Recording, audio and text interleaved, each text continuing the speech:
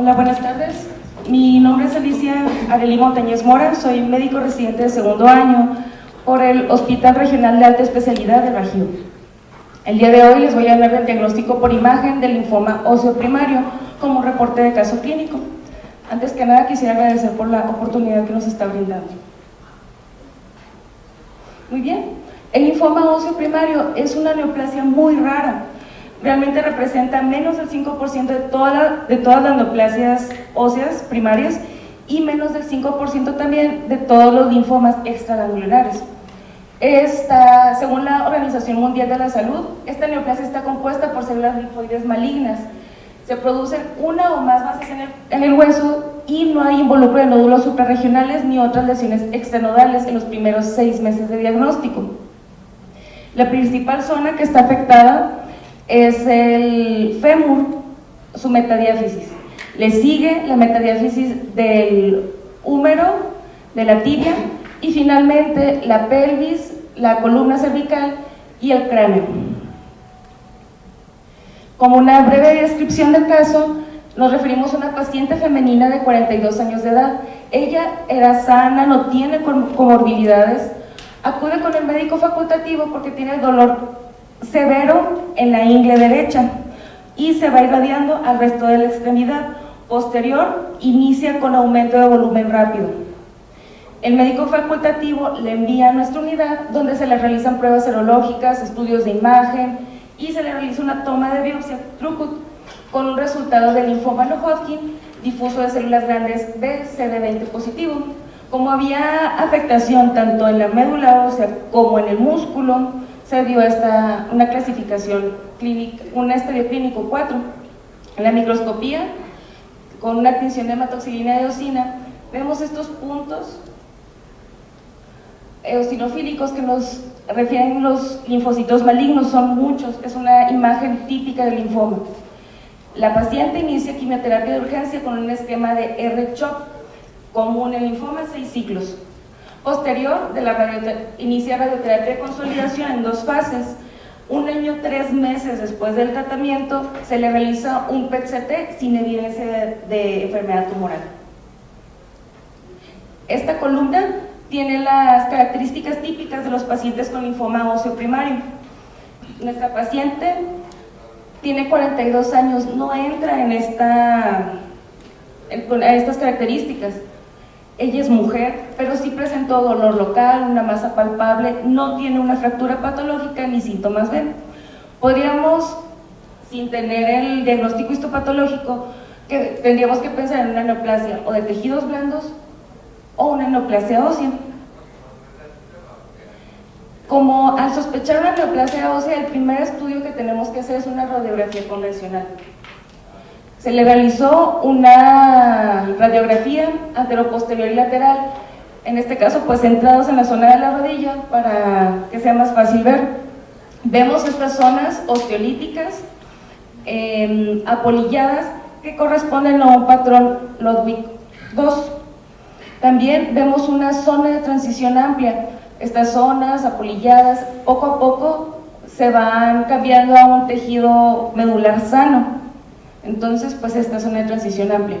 También la cortical ósea se va adelgazando y de hecho se ve una reacción monolamelar muy discreta.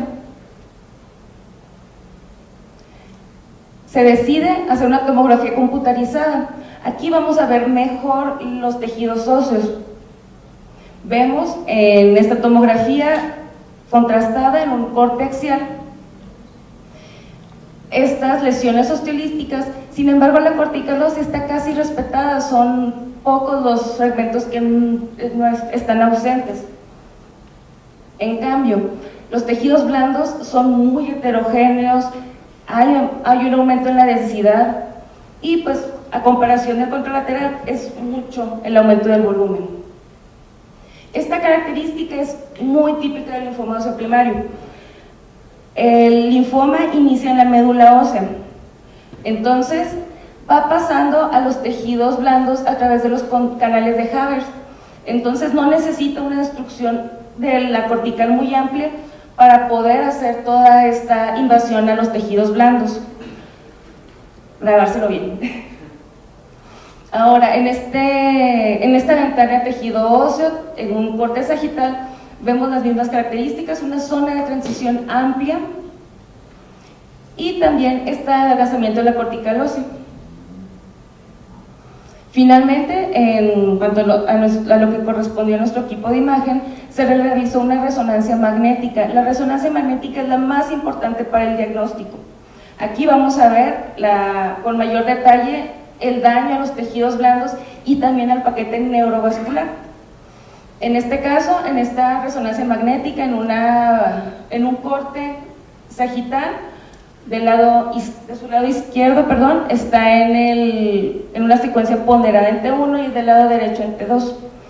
En el T1 vemos una lesión intramedular heterogénea que se ve isointensa al músculo. Y en el T2 vemos más características. Esta lesión sigue siendo heterogénea, con mayor intensidad, y los músculos del compartimento anterior, principalmente el vasto, se ven heterogéneos también. Hay una gran afectación, igual de los del compartimento posterior. El tejido subcutáneo también está muy edematoso, muy heterogéneo. Después de que se le realizaron los estudios y la biopsia, se pasó al tratamiento. 1 año y 3 meses después de que se terminó el tratamiento, se le realizó el PET-CT.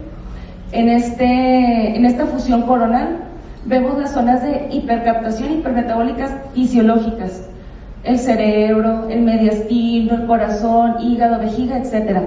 Pero también vemos una lesión con mayor captación en la zona donde estaba el linfoma, la metadiáfisis